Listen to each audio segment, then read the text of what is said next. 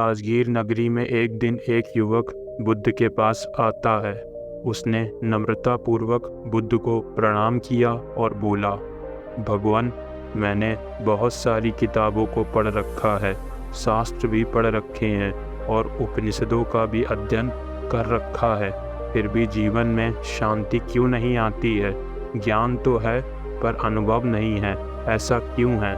बुद्ध मुस्कुराए और बोले, पुत्र, किताबें दीपक की तरह होती हैं। वे रास्ता तो दिखाती हैं, लेकिन केवल किताबों को पढ़कर अगर कोई यह सोच ले कि मंजिल प्राप्त हो जाएगी तो यह केवल एक भ्रम है। मंजिल पाने के लिए पग पग चलना होता है और चलने से जो अनुभव मिलता है वही सच्चा ज्ञान होता है। वह युवक चकित होकर बोला, तो क्या अब किताबें बेकार हैं? बुद्ध ने बोला, नहीं, किताबें तो वह बीज है जो अनुभव के साथ जरूरी होती है। अनुभव उस बीज को अंकुरित करने वाला ही एक वर्षा है।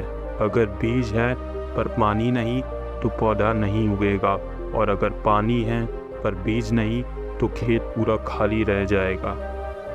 बुद्ध ने एक उदाहरण देते हुए बताया, मान लो कि कोई व्यक्ति घोड़े की सवारी की किताब पढ़ता रहे और किताब में लिखा है, लगाम को ऐसे पकड़ो, घोड़े की चाल को ऐसे पहचानो, लेकिन क्या केवल वह पढ़कर घुड़सवार बन जाएगा?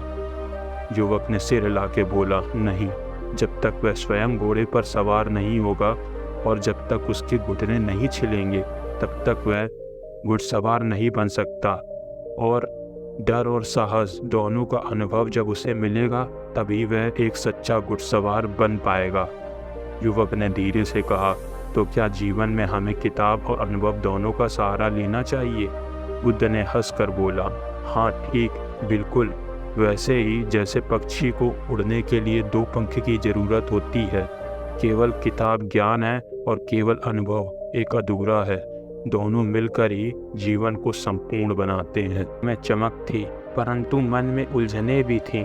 उसने बोला, भगवान, अगर किताबें और अनुभव दोनों ही जरूरी हैं तो यह कैसे तय किया जाए कि किसे पहले अपनाएं? कभी लगता है कि पहले पढ़ना चाहिए और कभी लगता है कि जीवन जीकर पहले अनुभव ले लेना चाहिए।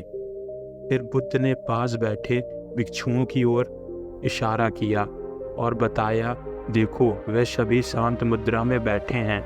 बुद्ध ने युवक को संकेत किया कि भिक्षु पहले सुनते हैं, फिर समझते हैं और फिर जीवन में उसको उतारते हैं। यही क्रम है, पहले ज्ञान और फिर अनुभव।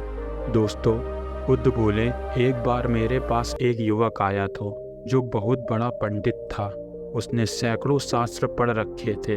उसने मुझसे बोला, भगवान, मुझे किसी से कुछ पूछने की आवश्यकता नहीं है, मेरे पास सब कुछ उत्तर है। मैंने उससे कहा, तो फिर जीवन में दुख क्यों है?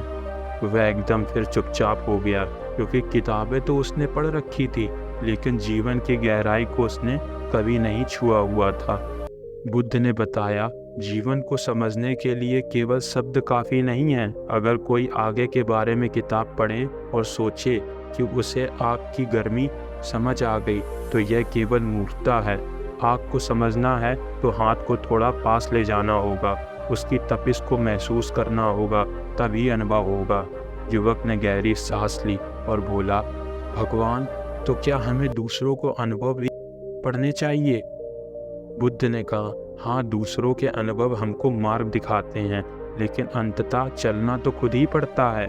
जैसे किसी ने गंगा जी स्नान का वर्णन पढ़ लिया तो वह वर्णन सुंदर हो सकता है, परंतु जब तक वह व्यक्ति स्वयं गंगा के जल में डुबकी नहीं लगाएगा तब तक उसे स्नान का अनुभव नहीं होगा।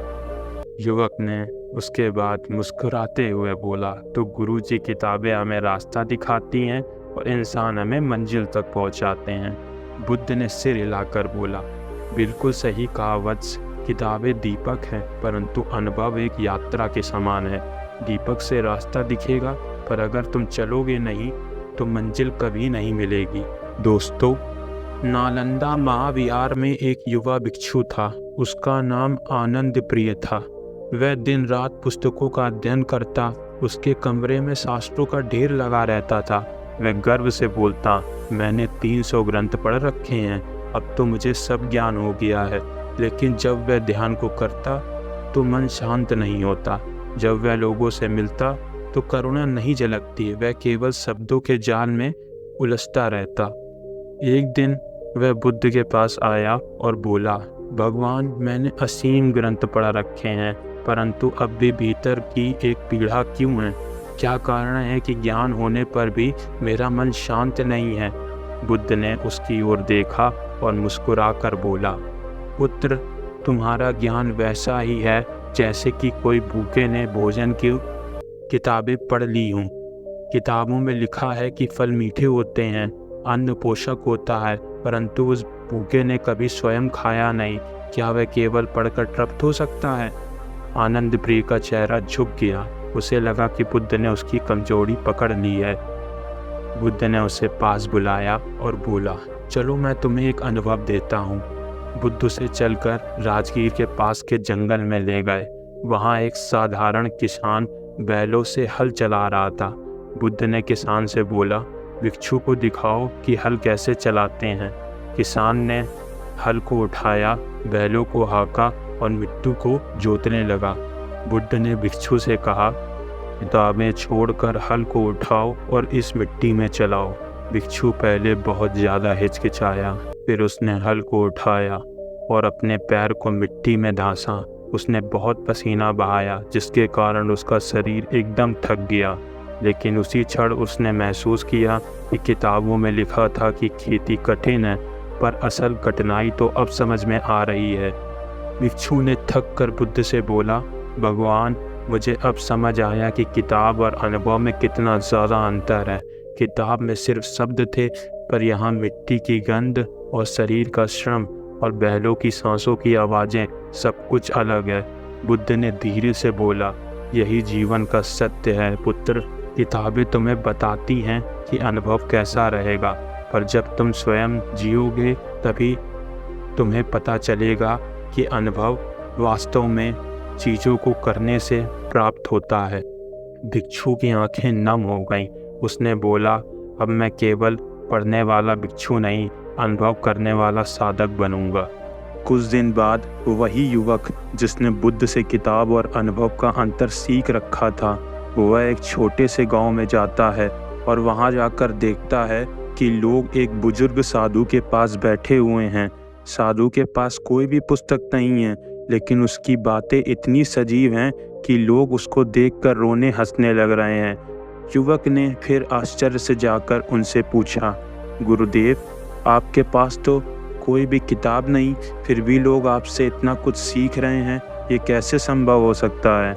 बुजुर्ग साधु मुस्कुराए और बोले, पुस्तकें बताती हैं कि नदी बहती है, लेकिन जब तुम नदी के किनारे बैठकर उसकी धारा सुनते हो और अपने पैरों को डुबाते हो, तब वह ज्ञान तुम्हारा अनुभव में बदल जाता है।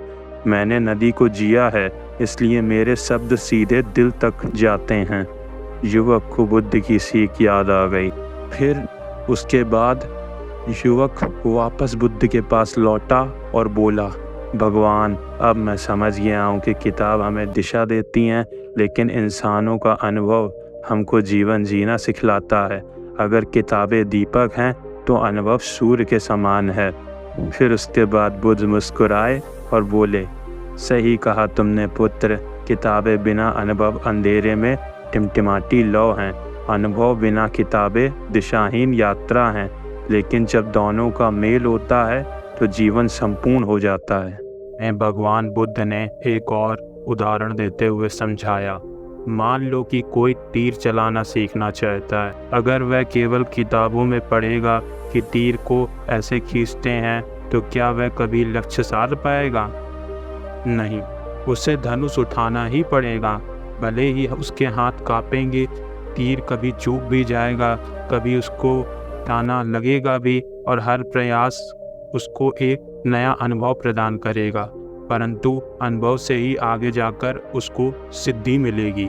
परंतु अगर उसके पास किताबों का ज्ञान ही ना हो, तो क्या वह कभी ये समझ पाएगा कि तीर को चलाते कैसे हैं? इसलिए किताबें मार्गदर्शक होती हैं और अनुभव एक यात्रा के समान होता है।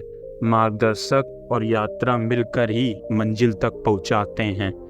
बुद्ध ने फिर कहा, पुत्रों, जीवन में केवल किताबें पढ़ने से ज्ञान अधूरा है और केवल अनुभव लेने से भी दिशा अधूरी है। सच्ची बुद्धिमत्ता तो तब आती है जब किताबों से मिले ज्ञान को इंसानों और परिस्थितियों के अनुभव से जोड़ा जाए। यही कारण है कि मैं कहता हूँ, किताबें देती हैं ज्ञान और इंसान देते हैं अनुभव। ज्ञान और अनुभव जब दोनों मिल जाते हैं तो जीवन सार्थक बन जाता है। सभी भिक्षु और लोग उस दिन गहराई से प्रभावित हो गए। युवक ने प्रणाम किया और मन ही मन संकल्प किया, अब केवल मैं किताबें नहीं पढ़ूंगा, बल्कि हर इंसान से सीखूंगा कि हर परिस्थिति में सच्चा अनुभव कैसे प्राप्त किया जाए। यही जीवन का सच्चा मार्ग है। तो दोस्तों, अगर आपको इस कहानी से कुछ सीखने को मिला हो तो हमारे चैनल को सब्सक्राइब करें एवं लाइक करें और बेल आइकन को दबाना ना भूलें, ताकि आपको नई वीडियो की अपडेट्स मिलती रहें। मिलते हैं फिर एक और कहानी के साथ। तब तक के लिए धन्यवाद। नमो बुद्धाय।